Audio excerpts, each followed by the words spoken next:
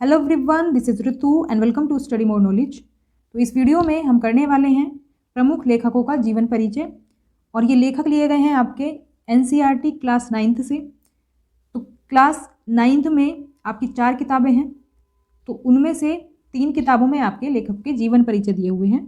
उन सभी लेखकों का जीवन परिचय हम इस वीडियो में कवर करेंगे और इसी तरह से बाकी क्लासेस का भी कवर करेंगे।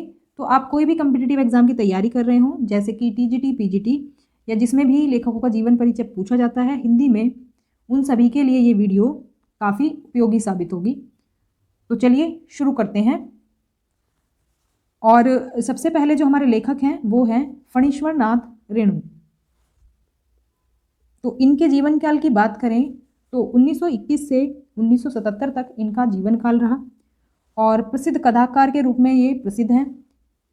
फणीश्वर नाथ रेणु का जन्म हुआ था गांव ओराही, हिंगना, जिला था पूर्णिया और स्टेट जो था आपका बिहार था, यानी राज्य था बिहार। और इनकी स्कूली शिक्षा की बात करें तो नेपाल में हुई थी। सन 1942 के आज़ादी के आंदोलन के ये प्रमुख सेनानी रहे और रेणु ने नेपाल की सशस्त्र क्रांति और राजनीति में भी सक्रिय भागीदारी की। तो विशेष रूप से ये आंचलिक कथाकार के रूप में प्रसिद्ध हैं और इन्होंने ग्रामीण जीवन का गहन, रागात्मक और रसमय चित्र खींचा है। मतलब कि ग्रामीण जीवन का इन्होंने गहराई से जो है वर्णन किया है अपनी रचनाओं में। तो अपनी विशिष्ट भाषा शैली द्वारा उन्होंने हिंदी कथा साहित्य को नया आयाम दिया। तो इनकी प्रमुख कृतियों की बात करें तो उपन्यास है इनके मैला आंचल, परती परिकथा, कितने चौराहे। तो मैला आंचल जो उपन्यास है इनका बहुत ज़्यादा प्रसिद्ध उपन्यास है और इस पर टेलीविज़न पर प्रोग्राम भी आ चुका है। अब दूरदर्शन पर आता था ये प्रोग्राम। इसके अलावा इनके कहानी संग्रह हैं ठुमरी, आदिम रात्रि की महक, अगिनखोर। और रिपोर्टाज हैं इनके ऋणजल, धनजल, नेपाली क्रांति कथा। ये दोनों इनके क्या है, रिपोर्टाज हैं। अगले लेखक की बात करते हैं। अगली लेखिका हैं हमारी मृदुला गर्ग। जन्म हुआ था इनका सन 1938 में और समकालीन हिंदी कथा साहित्य की महत्वपूर्ण हस्ताक्षर मृदुला गर्ग का जन्म कोलकाता में हुआ था। इन्होंने दिल्ली विश्वविद्यालय से एमए किया था इन्होंने अर्थशास्त्र में। और भारत के विभिन्न शहरों में रहने के बाद सन 1974 से दिल्ली में रहकर स्वतंत्र लेखन इन्होंने किया। तो कथा साहित्य के अलावा उन्होंने अपने समय और समाज की समस्याओं पर वैचारिक निबंध भी लिखे हैं। तो कथा के साथ साथ निबंध भी इन्होंने लिखे हैं। मृदुला गर्ग ने कथ्य और शिल्प दोनों स्तरों पर गद्य लेखन की प्रचलित परिपाटी को तोड़ा है। मृदुला गर्ग की जो प्रमुख कृतियां रही हैं उसके हिस्से की धूप, अनित्य, चित्तकोबरा, कटगुलाब, ये सब इनके उपन्यास हैं। और संगति विसंगति जो है इनके 2 खंडों में संपूर्ण कहानियां हैं इनकी।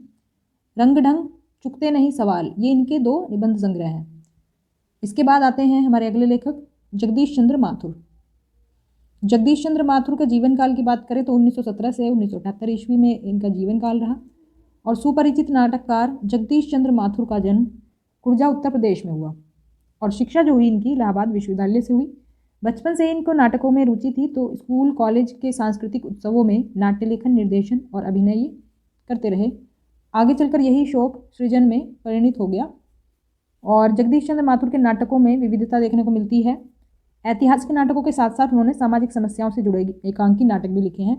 मतलब विविध रूपों में इन्होंने नाटक लिखे हैं। ऐतिहासिक भी कह सकते हैं, सामाजिक समस्याओं से जुड़े भी कह सकते हैं। और उनके कुछ व्यंग्य प्रधान एकांकी चर्चित रहे हैं।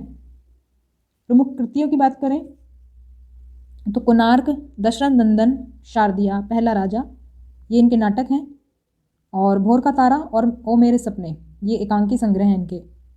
तो रचनाओं से वैसे ज़्यादातर प्रश्न पूछा जाता है इनका, मतलब इन सभी लेखकों का। तो रचनाएं एक बार 2-3 बार इसको देख लेंगे तो याद रहेंगी आपको। अगले हमारे लेखक हैं विद्यासागर नोटियाल। जीवन काल इनका 1933 से 2012 तक। और समसामयिक कथा लेखक विद्यासागर नोटियाल का जन्म माली देवल गांव में हुआ था और टिहरी गढ़वाल उत्तरांचल में ये जगह है, अब तो उत्तराखंड है ये। तो इनकी उच्च शिक्षा जो वाराणसी से हुई थी और पहाड़ी जीवन, विशेषकर टिहरी गढ़वाल के जीवन यथार्थ के कुशल चितेरे नोटियाल जी की कथा भाषा में मिट्टी की सोधी गंध रची बसी है। यानी कि वहाँ का जो पहाड़ी जीवन है उसका इन्होंने वर्णन किया है। इनके रचनाओं की बात करें तो टिहरी की कहानियाँ, सुच्ची डोर, ये इनके कहानी संग्रह हैं।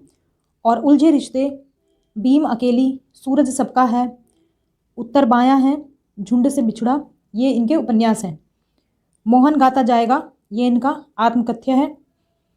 आगे बढ़ते हैं। नेक्स्ट लेखक हैं हमारे शमशेर बहादुर सिंह। इनके जीवन काल की बात करें तो ये रहा है 1911 से स्वतंत्रता के बाद का जो भारत है उसकी अगर बात करें तो हिंदी कविता के प्रमुख शमशेर बहादुर सिंह का जन्म देहरादून में हुआ, जो कि अब उत्तराखंड है। और शिक्षा देहरादून और इलाहाबाद विश्वविद्यालय से इनकी हुई है। प्रसिद्ध चित्रकार वकील बंधुओं से उन्होंने कला प्रशिक्षण भी लिया। अनूठे काव्य बिंबों का सृजन करने वाले शमशेर केवल असाधारण कवि ही नहीं बल्कि एक अनूठे गद्य लेखक भी हैं। तो मतलब सिर्फ काव्य में ही रचना नहीं की है इन्होंने, गद्य लेखक भी रहे हैं। दोआब, प्लाट का मोर्चा, ये इनकी गद्य रचनाएं हैं।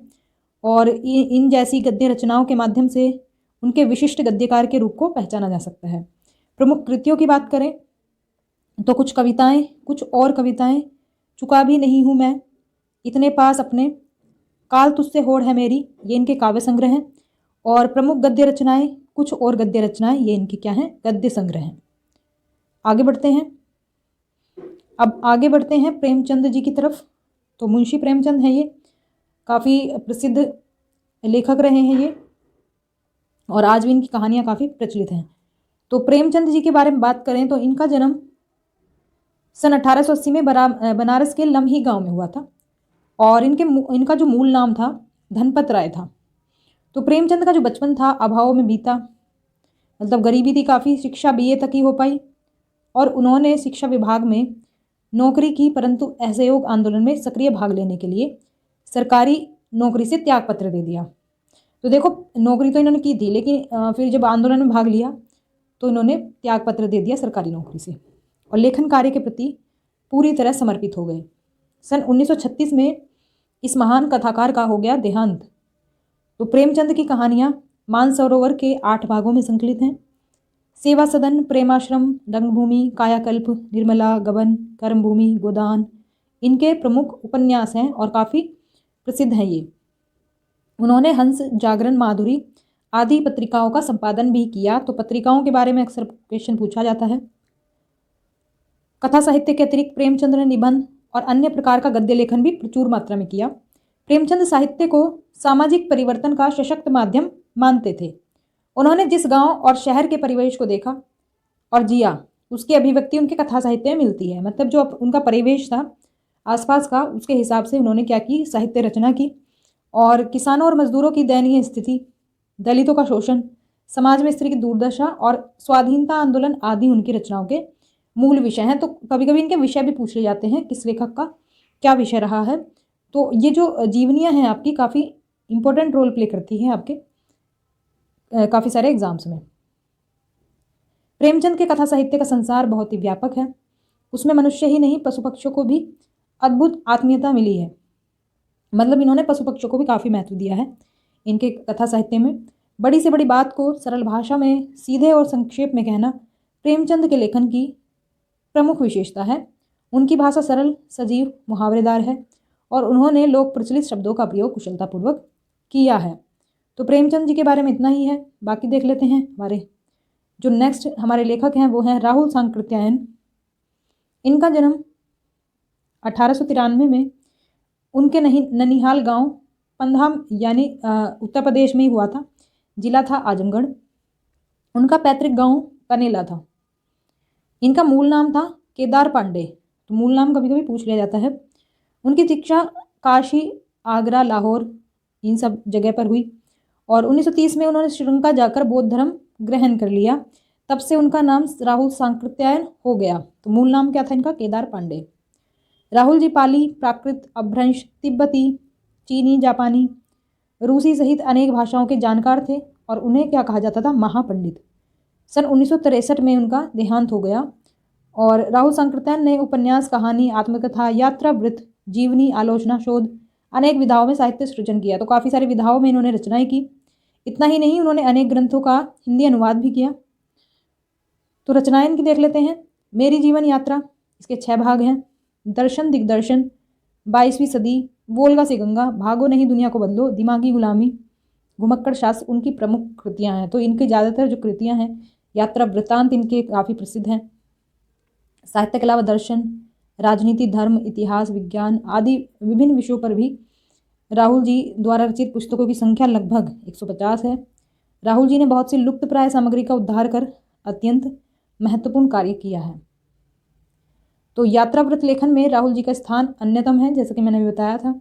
उन्होंने घुमक्कड़ी का शास्त्र रचा और उससे होने वाले लाभों का विस्तार से वर्णन करते हुए मंजिल के स्थान पर यात्रा को ही घुमक्कड़ का उद्देश्य बताया।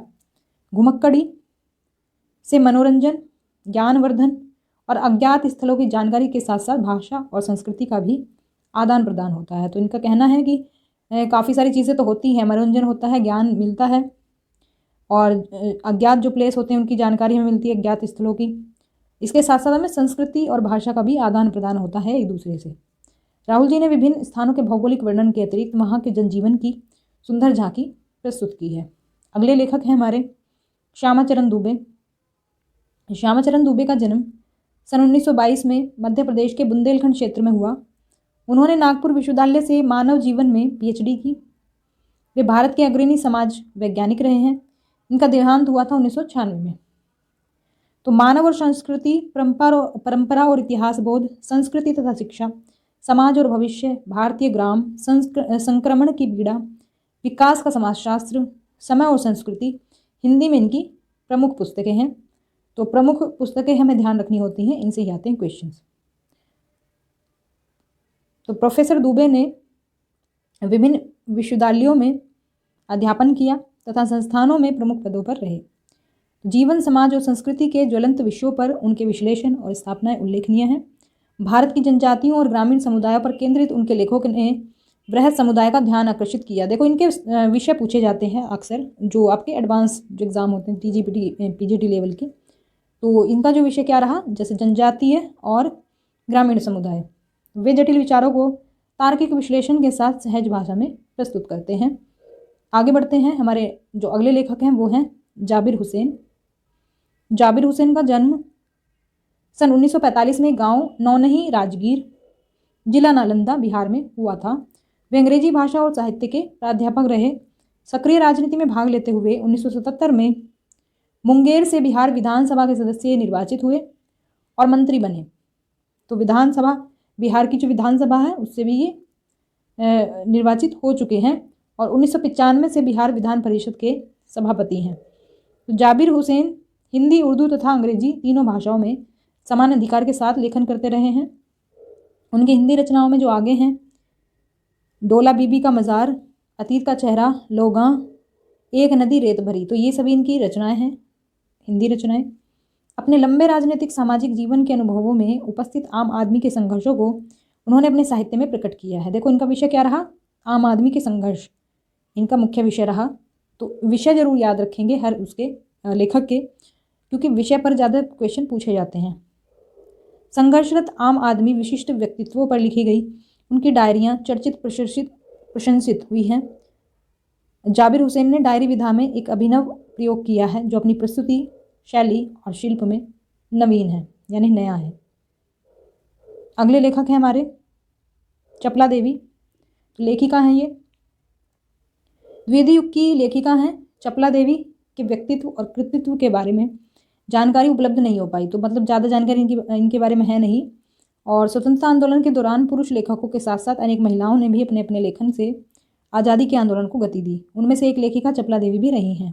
कई बार अनेक रचनाकार इतिहास में दर्ज होने से रह जाते हैं, चपला देवी भी उन्हीं में से एक हैं। तो इनकी जानकारी ज़्यादा है नहीं। और ये एक ऐतिहासिक सच्चाई है कि सन 1857 की क्रांति के विद्रोही नेता धुंधु पंत नाना साहब की पुत्री बालिका मैना आज़ादी की नन्ही सिपाही थी, जिसे अंग्रेजों ने जलाकर मार डाला था। तो बालिका मैना के बलिदान की कहानी को चपला देवी ने इस गद्य रचना में प्रस्तुत किया है। और ये गद्य रचना जिस शैली में लिखी गई है उसे हम रिपोर्टाज का प्रारंभिक रूप कह सकते हैं। अगले हमारे लेखक हैं हरिशंकर। परसाई, इनका नाम भी आपने अक्सर सुना होगा, व्यंग्य लेखक के नाम से ये मशहूर हैं ज़्यादा। तो हरिशंकर परसाई का जन्म सन 1922 में मध्य प्रदेश के होशंगाबाद जिले के जमानी गांव में हुआ। नागपुर विश्वविद्यालय से एमए करने के बाद कुछ दिनों तक अध्यापन किया और 1947 से स्वतंत्र लेखन ये करने लगे।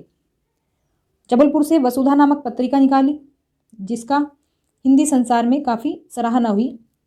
सन 1995 में इनका निधन हो गया। तो हिंदी के व्यंग्य लेखकों में उनका नाम जो है अग्रणी है, जैसा कि मैंने बताया था अभी। परसाई जी की कृतियाँ जो हैं फेमस वो हैं हंसते हैं रोते हैं, जैसे उनके दिन फिरे, ये दोनों कहानी संग्रह हैं इनके। रानी नागफनी की कहानी, तट की खोज उपन्यास हैं। तब की बात और थी, भूत के पांव पीछे, बेईमानी की परत, पगडंडियों का जमाना, सदाचार का तावीज़, शिकायत मुझे भी है और अंत में इनके निबंध संग्रह हैं। व्यंग्य संग्रह की बात करें जिसकी वजह से इनका नाम ज़्यादा हुआ तो ये हैं वैष्णव की फिसलन, तिरछी रेखाएं, ठिठुरता हुआ गणतंत्र, विकलांग श्रद्धा का दूर, ये सभी इनके व्यंग्य संग्रह हैं। तो भारतीय जीवन के पाखंड, भ्रष्टाचार, अंतर्विरोध, बेईमानी आदि पर लिखे उनके व्यंग्य लेखों ने शोषण के विरुद्ध साहित्य की भूमिका का निर्वाह किया है। इसका मतलब क्या है, इनका सब्जेक्ट क्या रहा है, इनका विषय क्या रहा है, जो भ्रष्टाचार है, जीवन का जो पाखंड है, बेईमानी है या फिर शोषण है, इसके विरुद्ध इन्होंने साहित्य रचा है। उनका व्यंग्य लेखन परिवर्तन की चेतना पैदा करता है। कोरे हास्य से अलग यह व्यंग्य आदर्श के पक्ष में अपनी उपस्थिति दर्ज कराता है। सामाजिक, राजनीतिक और धार्मिक पाखंड पर लिखे उनके व्यंग्यों ने व्यंग्य साहित्य के मानकों का निर्माण किया। परसाई जी बोलचाल की सामान्य भाषा का प्रयोग करते हैं, लेकिन संरचना के अनूठेपन के कारण उनकी भाषा की मारक क्षमता बहुत बढ़ जाती है। मतलब जो उन्होंने साहित्य जो लिखा है उसका अलग ही प्रभाव पड़ता है, वैसे वो सामान्य भाषा का प्रयोग करते हैं। अगले हमारे लेखक क्या हैं, महादेवी वर्मा। महादेवी वर्मा की बात करें तो इनका जन्म हुआ था सन 1907 में उत्तर प्रदेश के फर्रुखाबाद शहर में। इनकी शिक्षा दीक्षा हुई प्रयाग में, और जो कि अब प्रयागराज है। प्रयाग महिला विद्यापीठ में प्राचार्य पद पर लंबे समय तक कार्य करते हुए उन्होंने लड़कियों की शिक्षा के लिए काफ़ी प्रयत्न किए। सन 1987 में उनका देहांत हो गया। महादेवी जी की बात करें तो ये छायावादी कवियों में एक हैं, जो छायावाद के प्रमुख कवि हैं। निहार, रश्मि, नीरजा, यामा, दीपशिखा इनके प्रमुख काव्य संग्रह हैं। कविता के साथ साथ उन्होंने सशक्त गद्य रचनाएं भी लिखी हैं, जिनमें रेखा चित्र तथा संस्मरण प्रमुख हैं इनके। तो अतीत के चलचित्र, स्मृति की रेखाएं, पथ के साथी, श्रृंखला की कड़ियाँ उनकी महत्वपूर्ण गद्य रचनाएं हैं। तो ये काव्य संग्रह हैं जो अभी हमने देखे, ये इनकी गद्य रचनाएं हैं ये सभी। महादेवी वर्मा को साहित्य अकादमी और ज्ञानपीठ पुरस्कार से सम्मानित किया गया। भारत सरकार ने इन्हें पद्म भूषण से भी अलंकृत किया। महादेवी वर्मा की साहित्य साधना के पीछे एक और आज़ादी के आंदोलन की प्रेरणा है, तो दूसरी ओर भारतीय समाज में स्त्री जीवन की वास्तविक स्थिति का बोध भी है। तो एक तरफ आज़ादी का आंदोलन, दूसरी तरफ स्त्री जीवन। तो हिंदीगत साहित्य में संस्मरण और रेखा चित्र को बुलंदियों तक पहुंचाने का श्रेय महादेवी जी को है। यानी कि हम बात करें अगर इनके जो साहित्य है इसमें इनके संस्मरण और रेखा चित्र काफ़ी अच्छे लेवल तक गए हैं। तो उनके संस्मरण और रेखा चित्रों में शोषित पीड़ित लोगों के प्रति ही नहीं बल्कि पशु पक्षियों के लिए भी आत्मीयता एवं अक्षय करुणा प्रकट हुई है। तो इन्होंने भी शोषित पीड़ित लोगों के बारे में जिक्र किया है। उनकी भाषा शैली सरल एवं स्पष्ट है। शब्द चयन प्रभावपूर्ण और चित्रात्मक है। तो ये सब था महादेवी वर्मा के बारे में। अगले जो हमारे लेखक हैं वो हैं हजारी प्रसाद द्विवेदी। हजारी प्रसाद द्विवेदी का जन्म सन 1907 में गांव आरत दुबे का छपरा, जिला क्या है, बलिया है, उत्तर प्रदेश में हुआ था। इनकी जो उच्च शिक्षा हुई वो काशी हिंदू विश्वविद्यालय से हुई। शांति निकेतन, काशी हिंदू विश्वविद्यालय और पंजाब विश्वविद्यालय में इन्होंने अध्यापन कार्य भी किया, मतलब इन्होंने पढ़ाया भी। और सन 1979 में इनका देहांत हो गया। साहित्य का इतिहास, आलोचना, शोध, उपन्यास, निबंध लेखन के क्षेत्र में द्विवेदी जी का योगदान विशेष रूप से उल्लेखनीय है। तो आलोचना में भी इनकी काफ़ी कृतियाँ जो हैं प्रसिद्ध हैं। अशोक के फूल, कुटज, कल्पलता इत्यादि जो है इनके ललित निबंध हैं। 4 उपन्यास, बाणभट्ट की आत्मकथा, चारुचंद्र लेख, पुनर्नवा, अनामदास का पोथा और आलोचना साहित्य, हिंदी साहित्य का उद्भव और विकास, हिंदी साहित्य की भूमिका और कबीर उनकी प्रसिद्ध कृतियाँ हैं। तो ये सभी क्या हैं, इनकी प्रसिद्ध कृतियाँ हैं। इसके बाद अगर बात करें इनके पुरस्कारों की, तो इन्हें साहित्य अकादमी पुरस्कार और पद्म भूषण से सम्मानित किया गया है। और द्विवेदी जी ने साहित्य की अनेक विधाओं में उच्च कोटि की रचनाएं की हैं। उनके ललित निबंध विशेष उल्लेखनीय हैं। तो जटिल, गंभीर और दर्शन प्रधान बातों को भी सरल, सुबोध और मनोरंजक ढंग से प्रस्तुत करना द्विवेदी जी के लेखन की विशेषता है। उनका रचना कर्म एक सहृदय विद्वान का रचना कर्म है, जिसमें शास्त्र के ज्ञान, परंपरा के बोध और लोक जीवन के अनुभव का सृजनात्मक सामंजस्य है। आगे अगर हम देखें तो नेक्स्ट लेखक हैं हमारे कबीर। कबीर के जन्म और मृत्यु के बारे में अनेक किंवदंतियां प्रचलित हैं। मतलब है कि इनका फिक्स नहीं है कुछ जन्म का समय, मतलब ज़्यादातर कन्फ्यूज़न है इसमें, भ्रांतियां हैं। तो कहा जाता है कि सन 1398 में काशी में इनका जन्म हुआ और सन 1518 के आसपास मगहर में इनका देहांत हुआ। कबीर ने विधिवत शिक्षा नहीं पाई थी, परंतु सत्संग, पर्यटन, अनुभव से उन्होंने ज्ञान प्राप्त किया था। भक्तिकालीन निर्गुण संत परंपरा के प्रमुख कवि कबीर की रचनाएं मुख्यतः कबीर ग्रंथावली में संग्रहित हैं, किंतु कबीर पंथ में उनकी रचनाओं का संग्रह बीजक ही प्रमाणिक माना जाता है। कुछ रचनाएं गुरु ग्रंथ साहिब में भी इनकी संकलित हैं। तो पूछा जाता है क्वेश्चन कि किसकी रचनाएं गुरु ग्रंथ साहिब में संकलित हैं। ऑप्शन दे दिए जाते हैं। कबीर अत्यंत उदार, निर्भय, सदगृहस्थ संत थे। राम और रहीम की एकता में विश्वास रखने वाले कबीर ने ईश्वर के नाम पर चलने वाले हर तरह के पाखंड, भेदभाव, कर्मकांड का खंडन किया। उन्होंने अपने काव्य में धार्मिक, सामाजिक भेदभाव से मुक्त मनुष्य की कल्पना की। ईश्वर प्रेम, ज्ञान, वैराग्य, गुरु भक्ति, सत्संग, साधु महिमा के साथ आत्मबोध और जगत बोध की अभिव्यक्ति उनके काव्य में हुई है। कबीर की भाषा की सहजता ही उनकी काव्यात्मकता की शक्ति है। जनभाषा के निकट होने के कारण उनकी काव्य भाषा में दार्शनिक चिंतन को सरल ढंग से व्यक्त करने की ताकत है। अगले लेखक है हमारे ललदयद। कश्मीरी भाषा की लोकप्रिय संत कवयित्री ललदयद का जन्म सन 1320 के लगभग कश्मीर स्थित पामपोर के सिंहपुरा गांव में हुआ था। तो उनके जीवन के बारे में प्रमाणिक जानकारी मिलती नहीं है। तो ललदयद को लल्लेश्वरी, लला, लल्ल योगेश्वरी, लला रिफा आदि नामों से भी जाना जाता है। उनका देहांत सन 1391 के आसपास माना जाता है। तो इनकी काव्य शैली को वाक कहा जाता है। जिस तरह हिंदी में कबीर के दोहे, मीरा के पद, तुलसी की चौपाई और रसखान के सवैयां प्रसिद्ध हैं, उसी तरह ललदयद के वाक प्रसिद्ध हैं। अपने वाकों के जरिए उन्होंने जाति, धर्म की संकीर्णताओं से ऊपर उठकर भक्ति के ऐसे रास्ते पर चलने पर जोर दिया जिसका जुड़ाव जीवन से हो। तो उन्होंने धार्मिक आडंबरों का विरोध किया और प्रेम को सबसे बड़ा मूल्य बताया। लोक जीवन के तत्वों से प्रेरित ललदयद की रचनाओं में तत्कालीन पंडिताऊ भाषा, संस्कृत और दरबार के बोझ से दबी फारसी के स्थान पर जनता की सरल भाषा का प्रयोग हुआ। यानी कि संस्कृत और फारसी को छोड़कर के इन्होंने जनता की जो सरल भाषा थी उसका प्रयोग किया है। यही कारण है कि ललदयद की रचनाएं सैकड़ों सालों से कश्मीरी जनता की स्मृति और वाणी में आज भी जीवित हैं। वे आधुनिक कश्मीरी भाषा का प्रमुख स्तंभ मानी जाती हैं। अगले लेखक हैं रसखान। रसखान का जन्म 1548 में माना जाता है। इनका मूल नाम सैयद इब्राहिम था।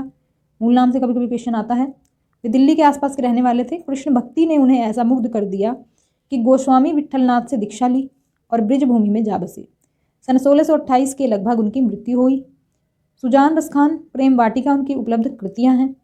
रसखान रचनावली के नाम से उनकी रचनाओं का संग्रह मिलता है। प्रमुख कृष्ण भक्त कवि रसखान की अनुरक्ति न केवल कृष्ण के प्रति प्रकट हुई है, बल्कि कृष्ण भूमि के प्रति भी उनका अनन्य अनुराग व्यक्त हुआ है। तो उनके काव्य में कृष्ण की रूप माधुरी, ब्रज महिमा, राधा कृष्ण की प्रेम लीलाओं का मनोहर वर्णन मिलता है। वे अपने प्रेम की तन्मयता, भाव विहलता और आसक्ति के उल्लास के लिए जितने प्रसिद्ध हैं, उतने ही अपनी भाषा की मार्मिकता, शब्द चयन और व्यंजक शैली के लिए भी प्रसिद्ध हैं।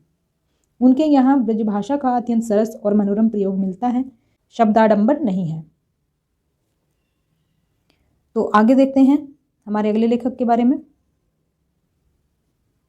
फिर हैं अगले लेखक हमारे माखनलाल चतुर्वेदी। माखनलाल चतुर्वेदी का जन्म मध्य प्रदेश के होशंगाबाद जिले के बाबई गांव में सन 1889 में हुआ। मात्र 16 वर्ष की अवस्था में वे शिक्षक बने। बाद में अध्यापन कार्य छोड़कर उन्होंने प्रभा पत्रिका का संपादन शुरू किया। वे देशभक्त कवि और प्रखर पत्रकार थे। उन्होंने करमवीर प्रताप का भी संपादन किया और 1968 में उनका देहांत हो गया। तो आगे अगर बात करें तो हिम किरीटनी, साहित्य देवता, हिम तरंगिनी, वेणु लो गुजे धरा, इनकी प्रसिद्ध कृतियां हैं। इन्हें पद्म भूषण और साहित्य अकादमी पुरस्कार भी मिला हुआ है। माखनलाल चतुर्वेदी की रचनाएं राष्ट्रीय भावना से युक्त हैं, पूछा जाता है कभी कभी ये क्वेश्चन। उनमें स्वतंत्रता की चेतना के साथ देश के लिए त्याग और बलिदान की भावना मिलती है, इसलिए उन्हें एक भारतीय आत्मा कहा जाता है। तो भारतीय आत्मा किसे कहा जाता है, ये क्वेश्चन पूछा गया है। इस उपनाम से उन्होंने कविताएं भी लिखी। वे एक कवि कार्यकर्ता थे और स्वाधीनता आंदोलन के दौरान कई बार जेल गए। उन्होंने भक्ति, प्रेम और प्रकृति संबंधी कविताएं भी लिखी हैं। चतुर्वेदी जी कविता में शिल्प की तुलना में भाव को अधिक महत्व देते हैं। उन्होंने परंपरागत छंदबद्धता रचना के अनुकूल शब्दों का भी प्रयोग किया है। अगले लेखक हैं हमारे सुमित्रानंदन पंत। सुमित्रानंदन पंत का जन्म उत्तरांचल के अल्मोड़ा जिले के कौसानी गांव में सन 1900 में हुआ था, तो अब ये उत्तराखंड है। उनकी शिक्षा बनारस और इलाहाबाद में हुई। आज़ादी के आंदोलन के दौरान महात्मा गांधी के आह्वान पर उन्होंने कॉलेज छोड़ दिया। छायावादी कविता के प्रमुख स्तंभ रहे सुमित्रानंदन पंत का काव्य क्षितिज 1916 से 1977 तक फैला है। सन 1977 में उनका देहावसान हो गया। वे अपनी जीवन दृष्टि के विभिन्न चरणों में छायावाद, प्रगतिवाद एवं अरविंद दर्शन से प्रभावित हुए। वीणा, ग्रंथि, गुंजन, ग्राम्या, पल्लव, युगांत, स्वर्ण किरण, स्वर्णधूलि, कला और बूढ़ा चांद, लोकायतन, चिदम्बरा उनकी प्रमुख काव्य कृतियां हैं। उन्हें साहित्य अकादमी पुरस्कार, भारतीय ज्ञानपीठ पुरस्कार और सोवियतलैंड नेहरू पुरस्कार से भी सम्मानित किया गया। पंत की कविता में प्रकृति और मनुष्य के अंतरंग संबंधों की पहचान है। उन्होंने आधुनिक हिंदी कविता को एक नवीन अभिव्यंजना पद्धति एवं काव्य भाषा से समृद्ध किया। भावों की अभिव्यक्ति के लिए सटीक शब्दों के चयन के कारण उन्हें शब्द शिल्पी कवि कहा जाता है। अगले लेखक हैं हमारे केदारनाथ अग्रवाल।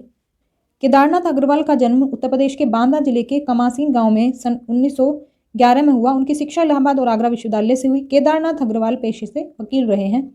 उनका तत्कालीन साहित्यिक आंदोलन से गहरा जुड़ाव रहा है और 2000 में उनका देहांत हो गया। उनकी कृतियों की बात करें तो नींद के बादल, युग की गंगा, फूल नहीं रंग बोलते हैं, आग का आईना, पंख और पतवार, है मेरी तुम, मार प्यार की थापें, कहे केदार खरी खरी उनकी काव्य कृतियां हैं।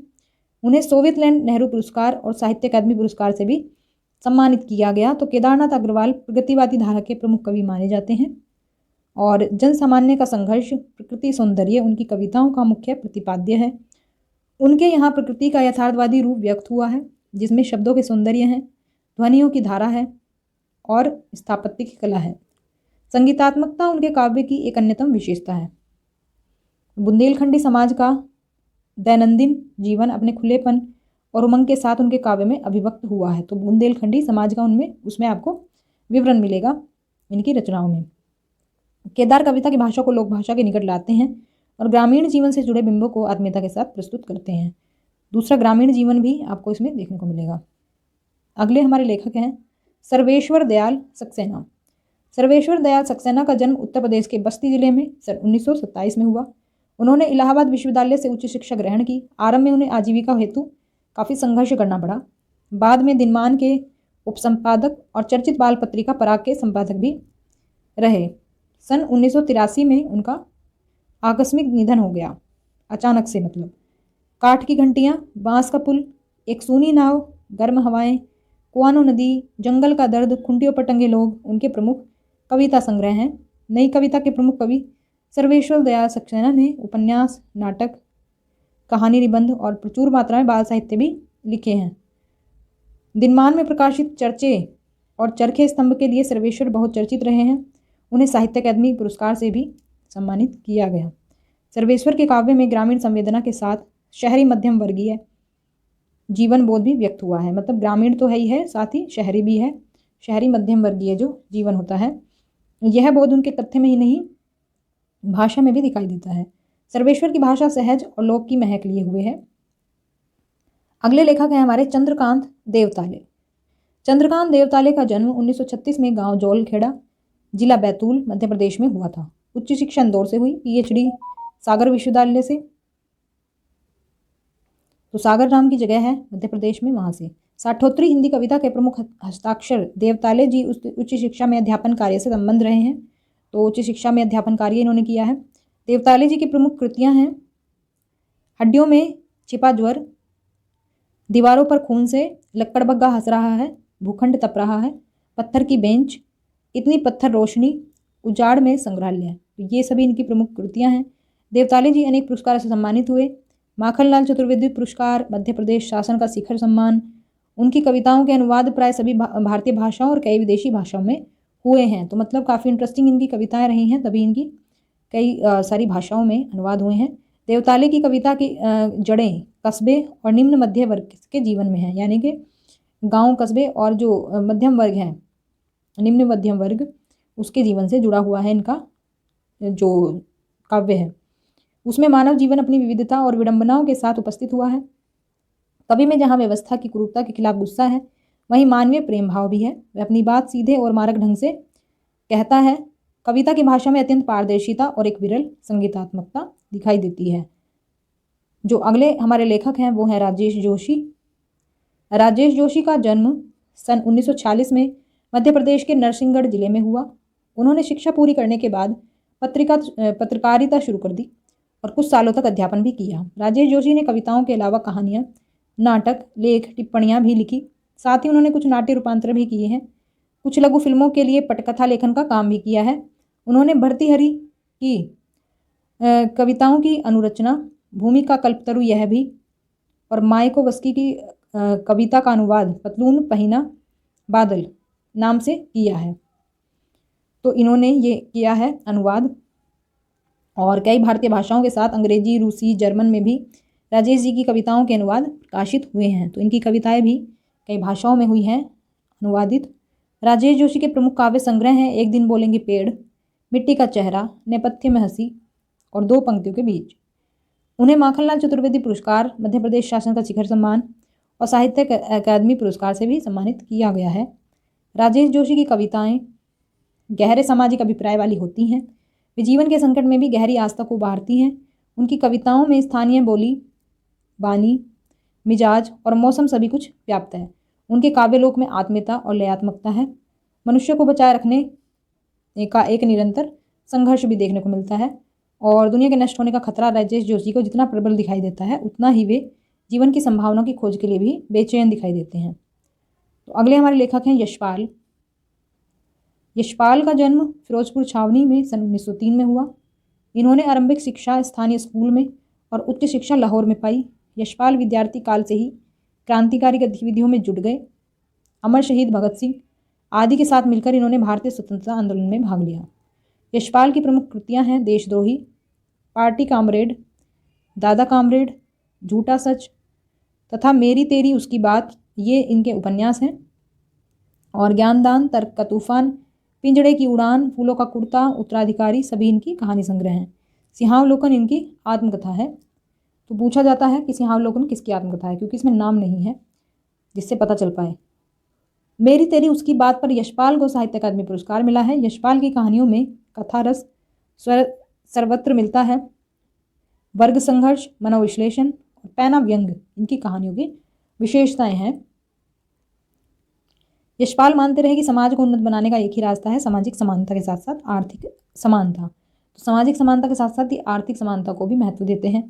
यशपाल ने अपनी रचनाओं में हिंदी के अलावा उर्दू, अंग्रेजी के शब्दों का भी बेहिचक प्रयोग किया है। मतलब हिंदी के अलावा ये शब्दों का भी आपको प्रयोग मिलेगा इनकी रचनाओं में। तो जो चैप्टर में कहानी है उसके बारे में बाकी चीज़ें दी हुई हैं, तो हमें सिर्फ जीवन परिचय इसमें देखना है। आगे बढ़ जाते हैं। आगे हैं हमारे बछेंद्री पाल। तो बछेंद्री पाल के बारे में देख लेते हैं। इनका जन्म उत्तरांचल के चमोली जिले में बंपा गांव में 24 मई 1954 को हुआ। उत्तरांचल अब उत्तराखंड बन चुका है। बछेंद्री अपनी माँ हंसा देई नेगी और पिता किशन सिंह पाल की तीसरी संतान है। पिता पढ़ाई का खर्च उठाने में असमर्थ थे, अतः बछेंद्री को 8वीं से आगे की पढ़ाई का खर्च सिलाई कढ़ाई करके जुटाना पड़ा। 10वीं पास करने के बाद बछेंद्री के प्रिंसिपल ने उनके पिता को उनकी आगे की पढ़ाई के लिए सहमत किया, और बछेंद्री ने ऐसी विषम स्थितियों के बावजूद संस्कृत से MA और फिर B.Ed की शिक्षा हासिल की। लक्ष्य के प्रति इसी समर्पण भाव से इन्हें एवरेस्ट पर विजय पाने वाली पहली भारतीय पर्वतारोही होने का गौरव दिलाया।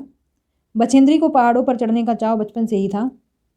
जब इनका बड़ा भाई इन्हें पहाड़ पर चढ़ने से रोकता था, इनसे 6 साल छोटे भाई को पहाड़ पर चढ़ने के लिए उकसाता था, तब बछेंद्री को बहुत बुरा लगता था। वह सोचती थी कि भाई यह कोई नहीं समझता कि जो काम छोटा भाई कर सकता है वह उसकी यह बहन भी कर सकती है, और लोग लड़कियों को इतना कोमल नाजुक क्यों समझते हैं।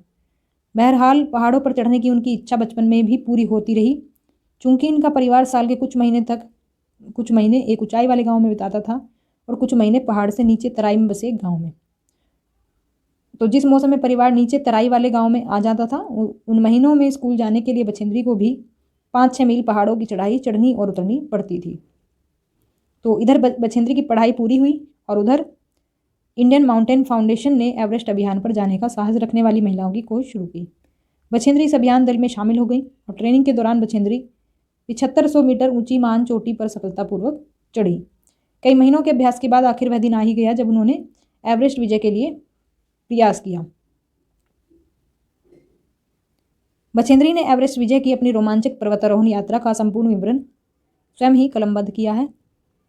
तो ये जो हमारा चैप्टर है इस किताब में इसमें इसी से ये अंश लिया गया है। तो बाकी हम नेक्स्ट जो लेखक है हमारे उनके बारे में देख लेते हैं। अगले लेखक है हमारे शरद जोशी। तो शरद जोशी का जन्म मध्य प्रदेश के उज्जैन शहर में 21 मई 1931 को हुआ। इनका बचपन कई शहरों में बीता। कुछ समय तक यह सरकारी नौकरी में रहे, फिर इन्होंने लेखन को ही आजीविका के रूप में अपना लिया। इन्होंने आरंभ में कुछ कहानियां लिखी, फिर पूरी तरह से व्यंग लेखन ही करने लगे। इन्होंने व्यंग लेख, व्यंग उपन्यास, व्यंग कॉलम के अतिरिक्त हास्य व्यंगपूर्ण धारावाहिकों की पटकथाएं और संवाद भी लिखे। हिंदी व्यंग को प्रतिष्ठा दिलाने वाले प्रमुख व्यंगकारों में शरद जोशी भी एक हैं। तो इनके प्रमुख व्यंग्य कृतियां हैं परिक्रमा, किसी बहाने, जीप पर सवार इल्लियां, तिलस्म, राह किनारे बैठ, दूसरी सतह, प्रतिदिन। तो ये सभी क्या है इनकी व्यंग्य कृतियां हैं। 2 व्यंग्य नाटक हैं इनके, अंधों का हाथी और एक था गधा। एक उपन्यास है मैं केवल मैं उर्फ कमलमुख बीए। तो ये इनका उपन्यास है। शरद जोशी की भाषा अत्यंत सरल और सहज है। मुहावरों और हास परिहास का हल्का स्पर्श देकर इन्होंने अपनी रचनाओं को अधिक रोचक बनाया है। तो धर्म, अध्यात्म, राजनीति, सामाजिक जीवन, व्यक्तिगत आचरण, कुछ भी शरद जोशी की पैनी नज़र से बच नहीं सका है। सभी कुछ इन्होंने शामिल किया है अपनी रचनाओं में। उन्होंने अपनी व्यंग्य रचनाओं में समाज में पाई जाने वाली सभी विसंगतियों का बेबाक चित्रण किया है। पाठक इस चित्रण को पढ़कर चकित भी होता है और बहुत कुछ सोचने को विवश भी। तो इनका जो एनसीईआरटी में चैप्टर है वो है तुम कब जाओगे अतिथि। आगे देख लेते हैं। अगले लेखक है हमारे धीरंजन मालवीय। तो 1952 में इनका जन्म हुआ था। धीरंजन मालवीय का जन्म बिहार के नालंदा जिले के डुमरामा गांव में 9 मार्च 1952 को हुआ। ये एमएससी सांख्यिकी से एमबीए और एलएलबी हैं। आकाशवाणी और दूरदर्शन से जुड़े मालवीय अभी भी वैज्ञानिक जानकारी को लोगों तक पहुंचाने के काम में जुटे हुए हैं। तो आकाशवाणी और बीबीसी में कार्य करने के दौरान मालवीय रेडियो विज्ञान पत्रिका ज्ञान विज्ञान का संपादन और प्रसारण करते रहे। भाषा सीधी, सरल और वैज्ञानिक शब्दावली लिए हुए हैं। तो वैज्ञानिक शब्दावली इनकी भाषा में आपको देखने को मिलेगी। यथावश्यक अन्य भाषाओं का शब्दों का प्रयोग भी करते हैं वे। और मालवीय जी ने कई भारतीय वैज्ञानिकों की संक्षिप्त जीवनियाँ लिखी हैं जो इनकी पुस्तक विश्वविख्यात भारतीय वैज्ञानिक पुस्तक में समाहित हैं। अगले लेखक है हमारे गणेश शंकर विद्यार्थी। गणेश शंकर विद्यार्थी का जन्म उत्तर प्रदेश के इलाहाबाद शहर में सन 1890 में हुआ। एंट्रेंस पास करने के बाद वे कानपुर करेंसी दफ्तर में मुलाजिम हो गए। फिर 1921 में प्रताप साप्ताहिक अखबार निकालना इन्होंने शुरू कर दिया। विद्यार्थी आचार्य महावीर प्रसाद द्विवेदी को अपना साहित्यिक गुरु मानते थे। उन्हीं की प्रेरणा से आज़ादी की अलग जगाने वाली रचनाओं का सृजन और अनुवाद उन्होंने किया। इसी उद्देश्य की पूर्ति के लिए उन्होंने सहायक पत्रकारिता की। विद्यार्थी के जीवन का ज़्यादातर समय जेलों में बीता और इनको बार बार जेल में डालकर भी अंग्रेज सरकार को संतुष्टि नहीं मिली। वह इनका अखबार भी बंद करवाना चाहती थी। कानपुर में 1931 में मचे सांप्रदायिक दंगों को शांत करवाने के प्रयास में गणेश शंकर विद्यार्थी को अपने प्राणों की बलि देनी पड़ी। इनकी मृत्यु पर महात्मा गांधी जी ने कहा था, काश ऐसी मौत मुझे मिली होती। तो विद्यार्थी अपने जीवन में भी, लेखन में भी, विद्यार्थी बात जब हम कर रहे हैं तो गणेश शंकर विद्यार्थी की बात कर रहे हैं, मतलब लेखक का ही नाम है ये। तो अपने जीवन में भी, लेखन में भी गरीबों, किसानों, मजलूमों, मजदूरों आदि के प्रति सच्ची हमदर्दी का इजहार करते थे। देश की आज़ादी की मुहिम में आड़े आने वाले किसी भी कृत्य परंपरा को वे आड़े हाथों ले लेते थे। तो देश की आज़ादी उनकी नज़र में सबसे महत्वपूर्ण थी। आपसी भाईचारे को नष्ट करने वाले करने वालों की वे जमकर खबर लेते थे। उनकी भाषा सहज, सरल, लेकिन बेहद मारक और सीधा प्रहार करने वाली होती थी। बाकी चैप्टर के बारे में डिटेल दी हुई है, आगे बढ़ते हैं। अगले जो हमारे लेखक हैं वो हैं स्वामी आनंद। इनका जीवन काल रहा 1887 से 1976 तक। सन्यासी स्वामी आनंद का जन्म गुजरात के काठियावाड़ जिले के किमड़ी गांव में सन 1887 में हुआ। इनका मूल नाम हिम्मत लाल था। जब ये 10 साल के थे तभी कुछ साधु इन्हें अपने साथ हिमालय की ओर ले गए। इनका नामकरण किया स्वामी आनंद। 1907 में स्वामी आनंद स्वतंत्रता आंदोलन से जुड़ गए। महाराष्ट्र से कुछ समय तक तरुण हिंद अखबार निकाला, फिर बाल गंगाधर तिलक के केसरी अखबार से जुड़ गए।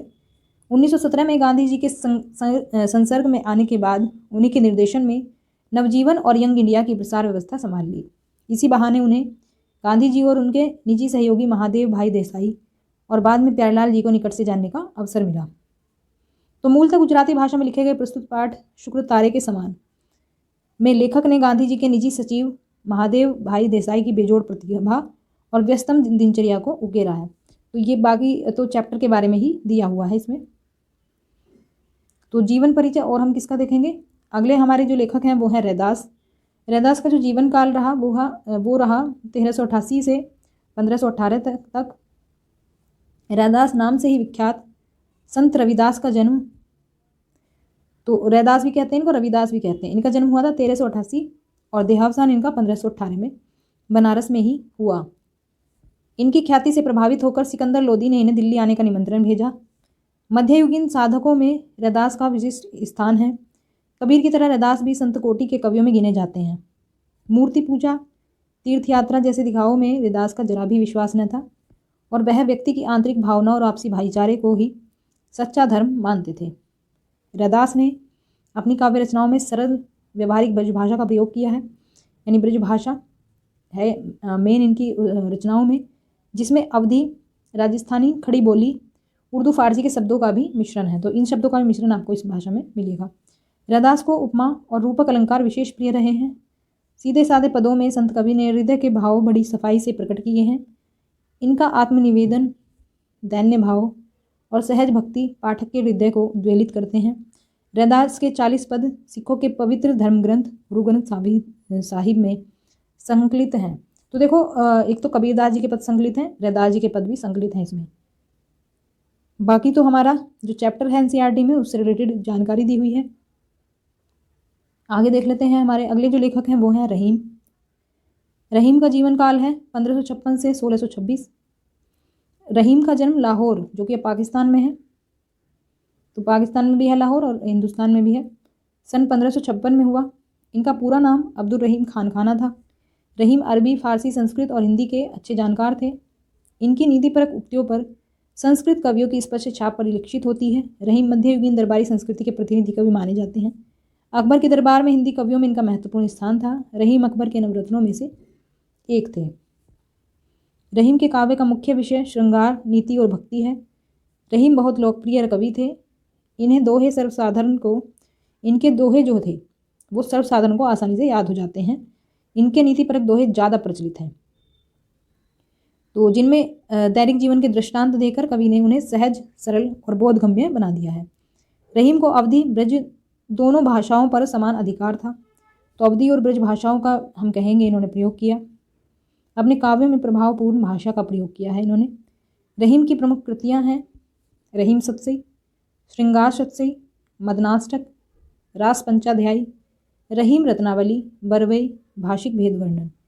तो ये सभी कृतियों की अगर हम बात करें तो ये आपकी समाहित हैं रहीम ग्रंथावली में। बाकी इनके दोहे लिए गए हैं एनसीईआरटी के इस चैप्टर में। आगे हमारे जो अगले लेखक हैं उनके बारे में देख लेते हैं। नज़ीर अकबराबादी। तो इनके बारे में अगर देखें तो इनका जन्म दिल्ली शहर में सन 1735 में हुआ। बाद में इनका परिवार आगरा जाकर बस गया। वहीं इन्होंने आगरा के फारसी और अरबी के मशहूर अदीबों से तालीम हासिल की। नज़ीर हिंदू त्योहारों में बहुत दिलचस्पी लेते थे, उनमें शामिल होकर दिलोजान से लुत्फ उठाते थे। मियाँ नज़ीर राह चलते नज़्में कहने के लिए मशहूर थे। अपने टट्टू पर सवार नज़ीर को कहीं से कहीं आते जाते समय राह में कोई भी रोककर फरियाद करता था कि उसके हुनर या पेशे से ताल्लुक़ रखने वाली कोई नज़्म कह दीजिए, तो नज़ीर आनन फानन में एक नज़्म रच देते थे, मतलब एकदम से ही नज़्म बना देते थे ये। यही वजह है कि भिश्ती, ककड़ी बेचने वाला, बिसाती तक नज़ीर की रची नज़में गा गा कर अपना सौदा बेचते थे, तो वही गीत गाकर गुजर करने वालियों के कंठ से भी नज़ीर की नज़में ही फूटती थी। तो जो गीत गाती थी उनके वो भी इनकी ही नज़में गाया करती थी। नज़ीर दुनिया के रंग में रंगे हुए एक महाकवि थे। इनकी कविताओं में दुनिया हंसती बोलती, जीती जागती, चलती फिरती और जीवन का त्यौहार मनाती नजर आती है। नज़ीर ऐसे कवि हैं जिन्हें हिंदी उर्दू दोनों भाषाओं के आमजन ने अपनाया। नज़ीर की कविताएं हमारे राष्ट्रीय एकता की मिसाल हैं। इसमें कई जातियाँ, कई प्रदेश, कई भाषाएं और कई परंपराएं होते हुए भी सब में एका है। नज़ीर अपनी रचनाओं में मनोविनोद करते हैं, हंसी ठिठोली करते हैं, मतलब कह सकते हैं हम एक तरह से हंसी मजाक का इनके रचनाओं में हमें देखने को मिलता है ये गुण। ज्ञानी की तरह नहीं, मित्र की तरह सलाह मशवरा देते हैं, जीवन की समालोचना करते हैं। सब ठाट पड़ा रह जाएगा जब लाद चलेगा बंजारा। तो ऐसी नसीहत देते थे ये, और ऐसी नसीहत देने वाला यह कवि अपनी रचनाओं में जीवन का उल्लास और जीवन की सच्चाई उजागर करता है। तो बाकी इनकी नज़्म दी हुई है NCERT में, आप चाहें तो उसको पढ़ सकते हैं। अगले हमारे लेखक हैं सियाराम शरण गुप्त। सियाराम शरण गुप्त का जन्म झांसी के निकट चिरगांव में सन 1895 में हुआ था। राष्ट्रकवि मैथिली शरण गुप्त इनके बड़े भाई थे। तो गुप्त जी के पिता भी कविताएं लिखते थे, इस कारण परिवार में ही इन्हें कविता के संस्कार स्वतः प्राप्त हो गए। गुप्त जी महात्मा गांधी और विनोबा भावे के विचारों के अनुयायी थे। इनका संकेत इनकी रचनाओं में मिलता है कि ये इनके अनुयायी थे। गुप्त जी की रचनाओं का प्रमुख गुण है कथात्मकता। इन्होंने सामाजिक कुरीतियों पर करारी चोट की है। देश की ज्वलंत घटनाओं और समस्याओं का जीवंत चित्र मतलब जीता जागता चित्र इन्होंने प्रस्तुत किया है। इनके काव्य की पृष्ठभूमि अतीत हो या वर्तमान, उसमें आधुनिक मानवता की करुणा, यातना और द्वंद्व समन्वित रूप में उभरा है। सियाराम शरण गुप्त की प्रमुख कृतियां हैं मौर्य विजय, आद्रा, पाथेय, मृण्मयी, उन्मुक्त, आत्मोत्सर्ग, दुर्वादल और नकुल। एक फूल की चाह गुप्त जी की लंबी और प्रसिद्ध कविता है। तो प्रस्तुत पाठ जो है उसी कविता का एक अंश मात्र है, तो इसका जो चैप्टर है वो NCERT में आपको मिल जाएगा। इसके बाद अगले जो लेखक हैं हमारे, उनके बारे में देख लेते हैं। रामधारी सिंह दिनकर। इनका जीवन काल है 1908 से 1974 तक। रामधारी सिंह दिनकर का जन्म बिहार के मुंगेर जिले के सिमरिया गांव में 30 सितंबर 1908 को हुआ। वे सन 1952 में राज्यसभा के सदस्य मनोनीत किए गए और भारत सरकार ने इन्हें पद्म भूषण से भी अलंकृत किया। दिनकर जी को संस्कृति के 4 अध्याय पुस्तक पर साहित्य अकादमी पुरस्कार मिला। अपनी काव्य कृति उर्वशी के लिए इन्हें ज्ञानपीठ पुरस्कार से सम्मानित किया गया। इनकी प्रमुख कृतियों की बात करें तो ये हैं हुंकार, कुरुक्षेत्र, रश्मिरथी, परशुराम की प्रतीक्षा, उर्वशी और संस्कृति के 4 अध्याय। दिनकर ओज के कवि माने जाते हैं और इनकी भाषा अत्यंत प्रवाहपूर्ण, ओजस्वी और सरल है। दिनकर की सबसे बड़ी विशेषता है अपने देश और युग के सत्य के प्रति सजगता। दिनकर में विचार और संवेदना का सुंदर समन्वय दिखाई देता है। इनकी कुछ कृतियों में प्रेम और सौंदर्य का भी चित्रण है। तो बाकी चैप्टर के बारे में दिया हुआ है, आगे बढ़ते हैं। फिर आते हैं हमारे अगले लेखक हरिवंश राय बच्चन। इनका जीवन काल है 1907 से 2003। हरिवंश राय बच्चन का जन्म उत्तर प्रदेश के इलाहाबाद शहर में 27 नवंबर 1907 को हुआ। बच्चन इनका माता पिता द्वारा प्यार से लिया जाने वाला नाम था, जिसे इन्होंने अपना उपनाम बना लिया था। बच्चन कुछ समय तक विश्वविद्यालय में प्राध्यापक रहने के बाद भारतीय विदेश सेवा में चले गए थे। इस दौरान इन्होंने कई देशों में भ्रमण किया, कई देश घूमे ये, और मंच पर ओजस्वी वाणी में काव्य पाठ के लिए विख्यात हुए। बच्चन की कविताएं सहज और संवेदनशील हैं। इनकी रचनाओं में व्यक्ति वेदना, राष्ट्र चेतना और जीवन दर्शन के स्वर मिलते हैं। इन्होंने आत्मविश्लेषण वाली कविताएं भी लिखी हैं। राजनीतिक जीवन के ढोंग, सामाजिक असमानता, कुरीतियों पर भी इन्होंने व्यंग किया है। कविता के अलावा बचपन में ही इन्होंने अपनी आत्मकथा भी लिखी। बच्चन ने लिखी थी अपनी आत्मकथा, बचपन गलती से मैंने पढ़ दिया। तो इन्होंने अपनी आत्मकथा भी लिखी जो हिंदी गद्य की बेजोड़ कृति मानी गई है। तो बच्चन की जो प्रमुख कृतियां हैं वो है मधुशाला, निशा निमंत्रण, एकांत संगीत, मिलन यामिनी, आरती और अंगारे, टूटती चट्टाने, रूप तरंगिनी, सभी कविता संग्रह हैं इनके। और इनकी जो आत्मकथा है उसके 4 खंड आपको मिलेंगे।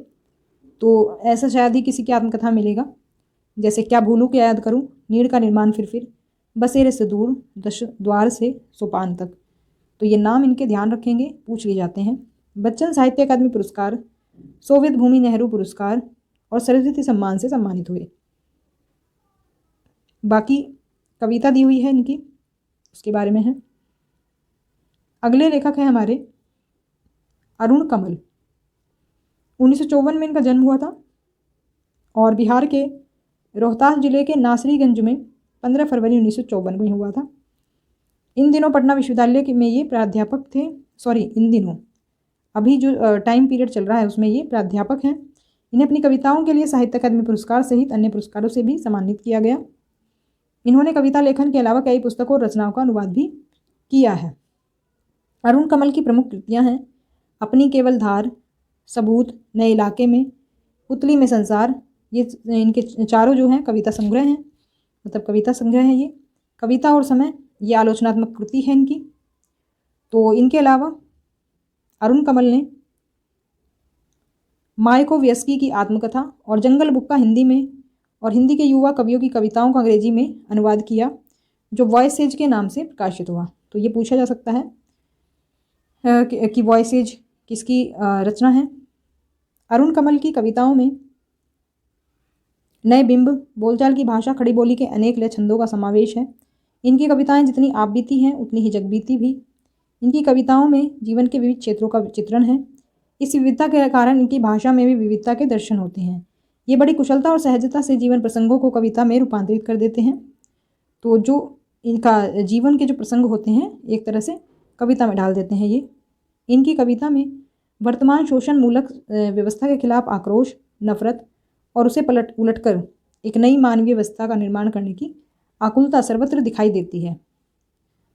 तो ये थी हमारी जीवनीय जीवन परिचय, जो कि आपके एनसीईआरटी क्लास 9th से लिए गए हैं।